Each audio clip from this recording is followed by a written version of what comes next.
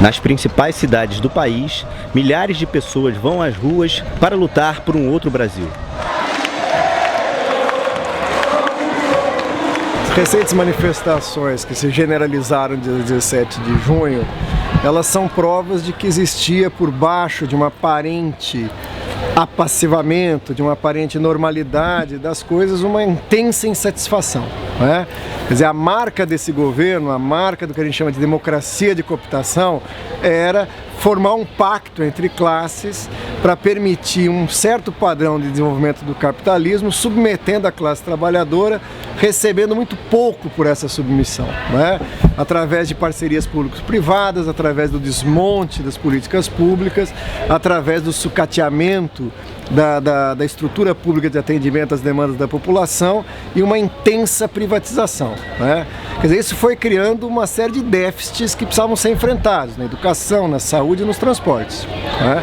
Enganam-se aqueles que acham que essa é uma explosão momentânea unicamente pelo fato de um aumento de passagem. Na verdade, é um descontentamento que foi se acumulando e que agora, pela gota d'água, pelo motivador, assim, o gatilho das passagens, explode em grandes manifestações de massa. Pula, sai do chão, contra o aumento do busão! Pula, sai do chão, contra o aumento do busão!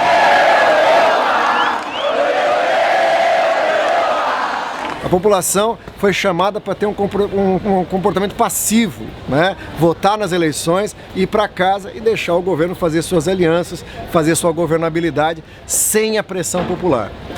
Isso gera um caldo que a gente poderia identificar como uma despolitização, quer dizer, teve uma despolitização dos movimentos sociais. É natural que o movimento que agora emerja venha como reflexo dessa despolitização, né? Então é natural a heterogeneidade dele, é natural que ele não tenha um rumo claro nesse primeiro momento, ainda que demonstre nítida e enfaticamente essa insatisfação.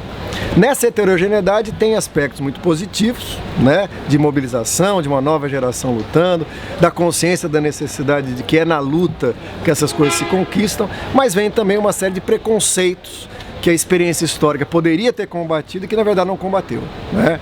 Então, por exemplo, preconceito contra partidos, ele é compreensível, ainda que não justificável. Compreensível por quê? Porque a população está cansada de um certo oportunismo político, né? Daqueles partidos que se aproximam do movimento social para vender seus candidatos a vereador, a deputado, a prefeito, e depois voltam as costas aos verdadeiros anseios dessa população. De outro lado, a população também não aceita um partido que quer pular na frente da mobilização e dirigi-la sem participar organicamente da sua construção. Isso é legítimo e é saudável, né? No entanto, há aí um perigo, né? Esse movimento que agora emerge, ele não pode ser entendido como tendo emergido do nada.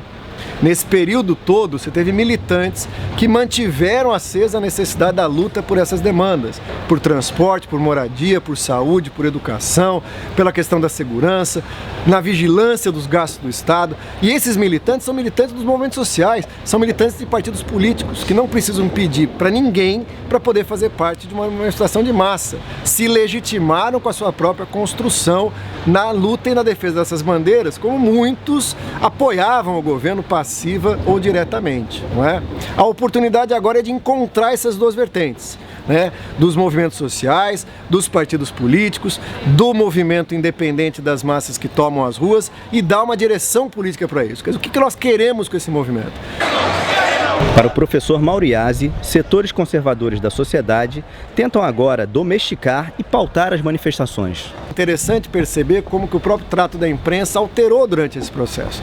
Primeiro criminaliza, são vândalos, são quadrilhas. Depois tenta desqualificá-los. É um movimento de interesse político. Na medida que toma a dimensão que toma, a Rede Globo, os grandes jornais, né, a grande imprensa, tenta domesticá-los pautando o movimento, dizendo ao movimento o que ele deve dizer, né? Tentando trazê-lo para um movimento propositivo que quer uma negociação. Quais são os termos dessa negociação que se apresentam e aí a armadilha, né? O governo, mais uma vez, vai resolver ou procurar resolver o problema a golpe de isenções. Não é? Dá para baixar a tarifa? Primeiro que era impossível baixar, agora já é possível. Mas como baixaremos as tarifas? Vamos fazê-lo a partir de isenções, de impostos, onde o governo abre mão desses impostos para garantir não a qualidade do serviço, mas a lucratividade das empresas que os exploram.